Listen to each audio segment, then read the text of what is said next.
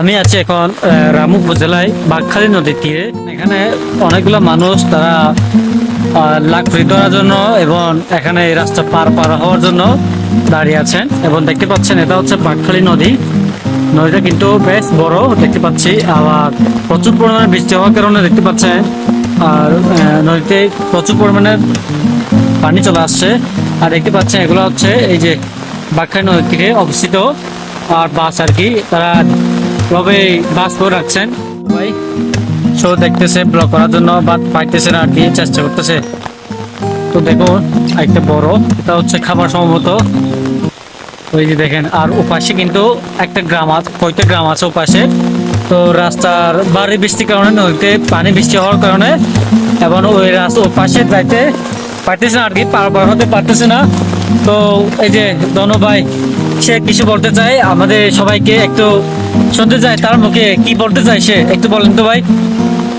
এখন আমাদের এখানে নদীর অনেক সমস্যা পানি কারণে ওই পাশ যেগুলো দেখা যাচ্ছে ওখানে অনেক বৃষ্টি হচ্ছে, ওইখানে নদীর পানিতে আপনার হচ্ছে হ্যাঁ ওইদিকে সব বাড়িঘর সব ভেঙে যাচ্ছে না। আচ্ছা ঠিক আছে, ধন্যবাদ দনু ভাইকে। ওর মুখে শুনলাম সে বলছে যে ও পাশে নাকি কয়টি গ্রাম মানে কয়টি ঘর ভেঙে গেছে বাড়ি বৃষ্টির কারণে।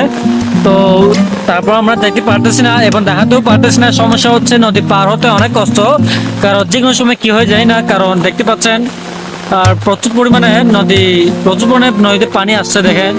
ও বাপরে, আর দেখতে পাচ্ছেন মানে ভারী বৃষ্টি হচ্ছে, এখনো থামতেছে না, হইতেছে বারবার হইতেছে, একটু পর একটু করে ভারী বৃষ্টি হচ্ছে। তো দনু ভাই কিন্তু সে হাসতেছে আমার কথা শুনে।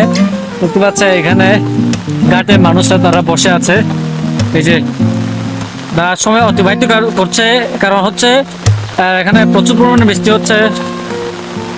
এই যে দেখতে পাচ্ছেন গাছগুলা, হয়তো সম্ভবত গাছ হবে, লাকড়ি হবে আর কি পাচ্ছেন।